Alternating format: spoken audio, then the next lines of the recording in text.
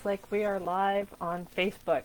Okay, so late start to tonight, but we're going to get going here. We're going to be talking about dealing with resistance to change.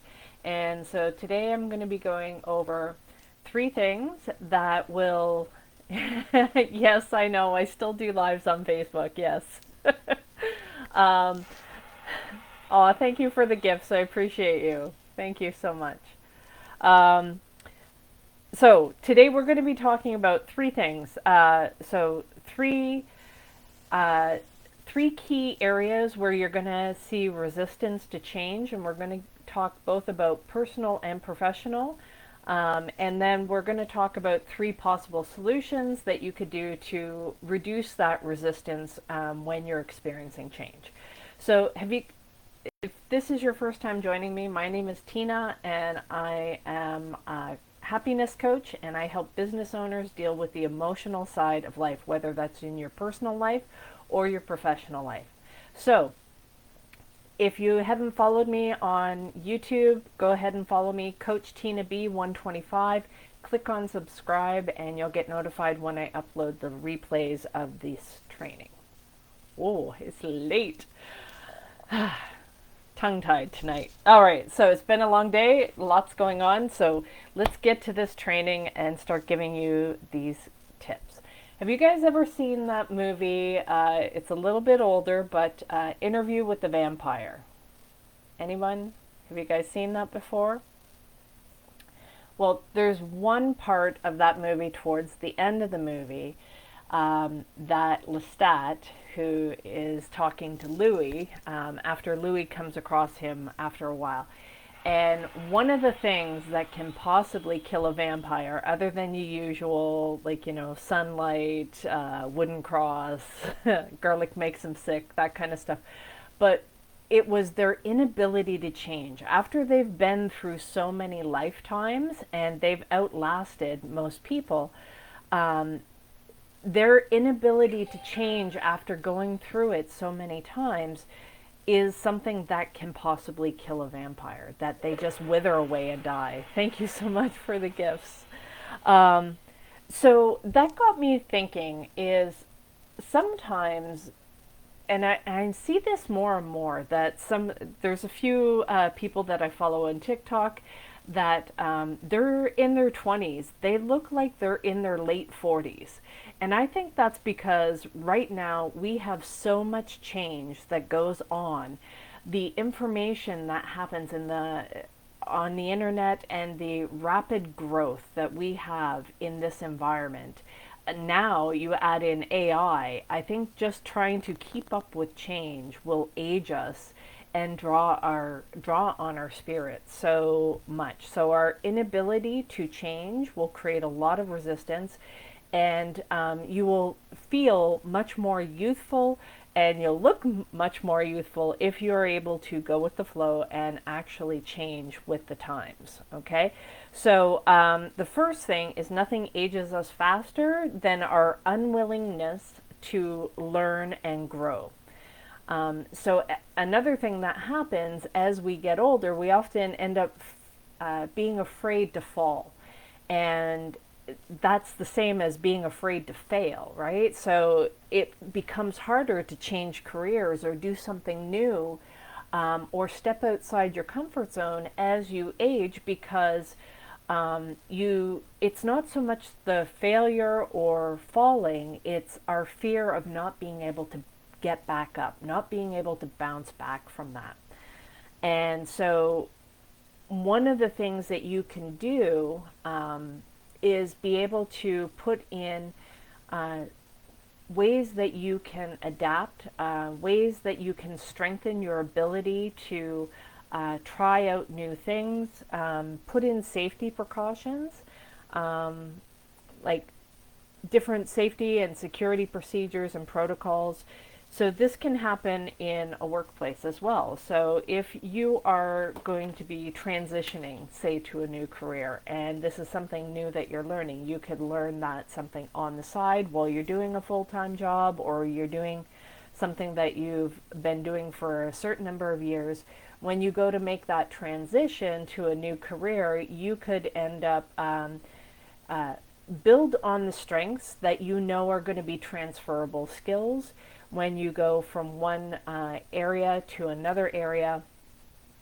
Know what are the areas that you're going to have to develop and what are the areas of strength that you're going to bring into that new role. And so you can build off of that and at least know that you have that strength in that particular area to help you transition to a new environment, new career, that kind of stuff. And this is also the same with, say, you're implementing a new system, is making sure that you have certain protocols, you have everything documented, you know what you're transitioning with, and if you have some sort of fallback of, hey, if this doesn't work out when we go to implement the system, do we have the ability to transition back? Do we have the ability, like, where are the potential problems that we're going to have? And then what can we do to minimize the fear of, hey, if this doesn't quite work out, what are we going to do next, right? So no different than if you try to change careers and you try something out because you think, hey, this is going to be a great thing for me. I'm going to do all this stuff. What's the plan if it doesn't work out? Now, not that you're trying to put that out there. You don't want to focus on putting that kind of energy out there. But if you know that there even is some sort of imaginary safety net, it makes it easier to walk that tightrope and to take that risk that you would normally be afraid to take. So you want to be able to reassure that you have some sort of way, some sort of backup, or hey, if I try to fly, do I have people that can come pick me up off of the pavement if I splat, right? What am I going to do? And if you have some sort of plan or at least some sort of outline, if this goes badly, what can I do? It takes some of that fear and resistance out of the change that you're going to do, whether that's a small project at work or a major system implementation, or it's a career change or a relationship change, or maybe you're moving cities, anything like that. It's like, okay, knowing that you have a way back makes it easier to take that risk to move forward. Okay? And this is something too that you could do even if you're in, like, say, sales, right? And you have somebody that's really resistant, they're really afraid of, like, hey, if I do this, like, I'm not sure, like, can I do this? And giving that person that reassurance that, hey, you know what, take this step forward. We've got you. You're not alone in this.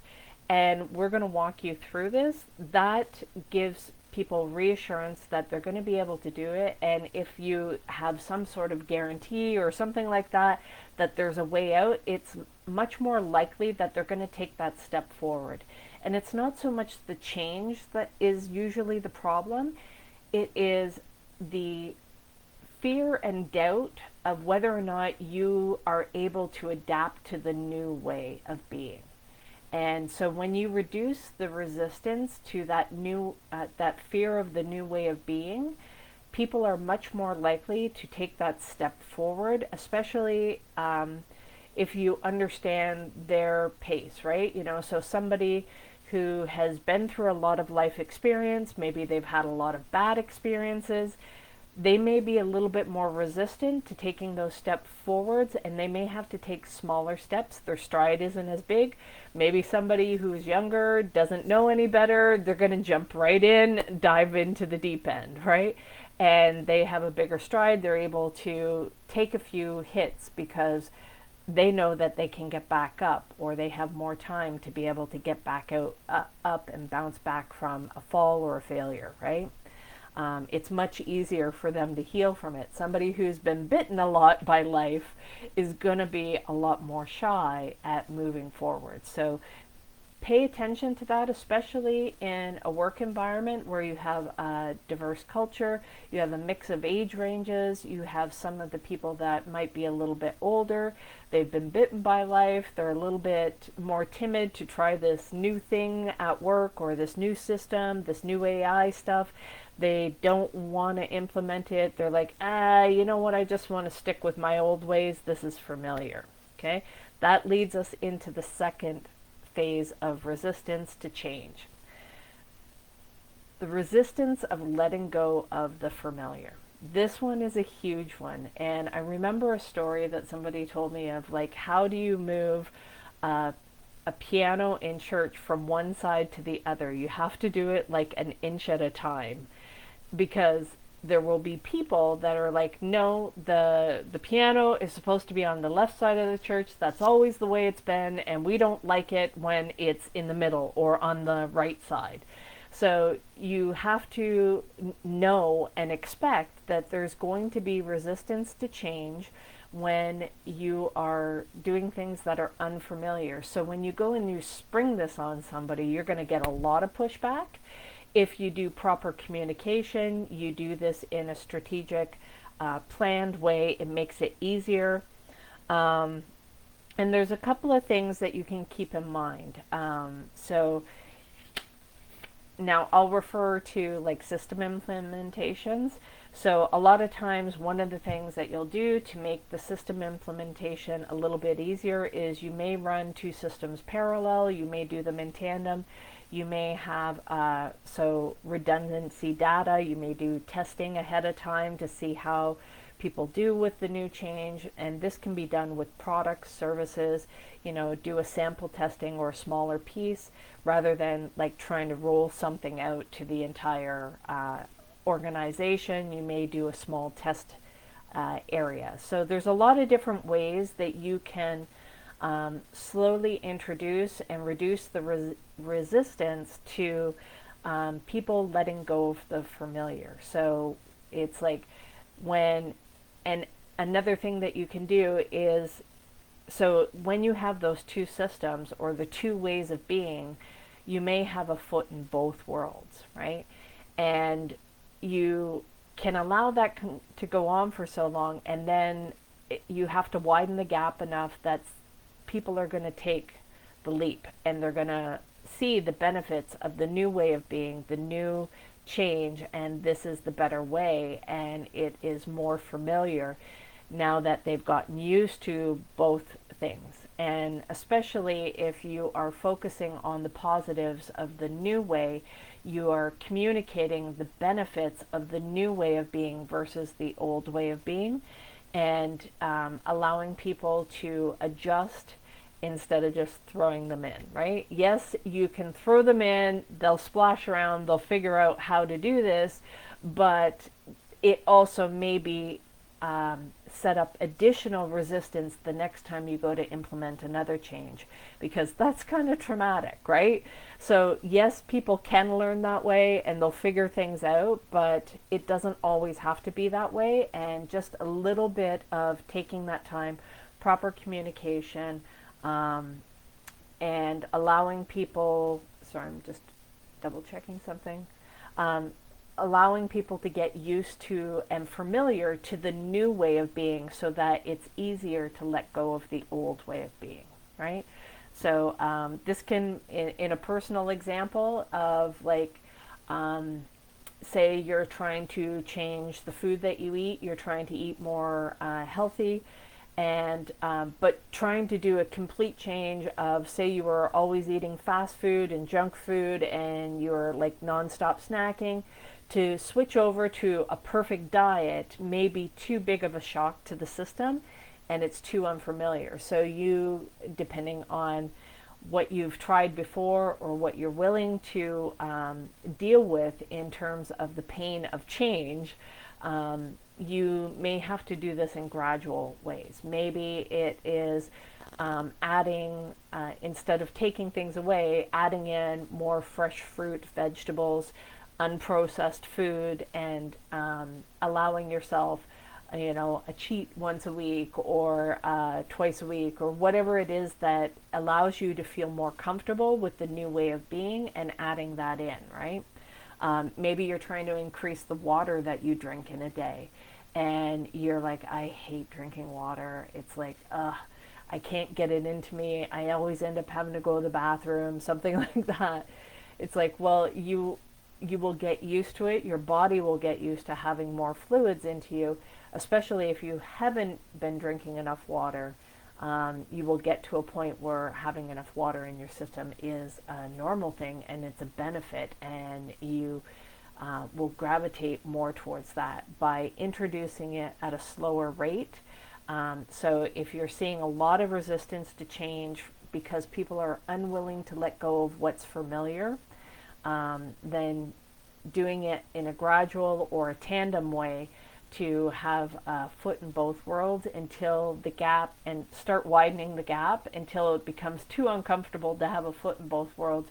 People will pick a side. They'll either want to go back to their old ways and say, no, the change is not it. Hopefully, if you've done a good job at communicating and demonstrating that the new way is the better way, then you can push forward and move towards the new change. Now, sometimes the new change isn't always best, and in some ways with systems, I've seen that. There were a lot of times where we've had to go back to the old way for a little bit, fix a few things, and then make the new system work the way that we needed it to. Okay, third way, resistance to change, is letting go of our old identity. This is a really, really hard one for some people, especially if you've had that identity, that way of being for a very long time. It may take you a little bit longer to let go of the old ways and adapt to the new ways. And this can be, so like personal examples would be, you go from being a mom or a dad and the kids are always around to now you're an empty nester. Maybe you go from being a business owner and you're working 60 or more hours a week and now you're retired and you're like, you've been looking forward to it, but at the same time, you're kind of like, now what do I do? I don't know what to do with all my time, right? So you could have a transition of going from single to married or married to single. You could go from being the party animal to being a parent. And now those are identity shifts that you have to change. And there's a little bit of a grieving process as you let go of the old version of yourself and adapt and embrace the newer version of yourself. And so this can also happen in business as well. When you're going from being, say, a small startup company, you had to wear many hats, and now you have to let go of the reins and let somebody else do some of the tasks that you were doing. And maybe they don't do it as well as you. Maybe you have to learn to train or learn to lead, and maybe you're used to the flexibility of a small company where you could just, you decide not to do it, you can do that. As you start growing in a business, then you have to start putting in more structure, more processes, procedures. I've seen this before with system implementations. There are some of our operators and sales reps, they were used to doing things like they would do paper napkin deals where it was just like, a spit and a handshake and, hey, this is coming on board. It's like, well, what'd you agree to? Where's the contract? What'd we do? Because it's not just those two that are dealing with it. It's now being handed over to other people. So there needs to be communication. There needs to be documentation of what was agreed upon when that person wasn't around, right? And this is important as you grow because you have to expect some sort of turnover or handing the baton over to another person within the company. And if they weren't part of that agreement or where the original agreement was, you need some sort of documentation to say, oh, yes, this is what was agreed upon.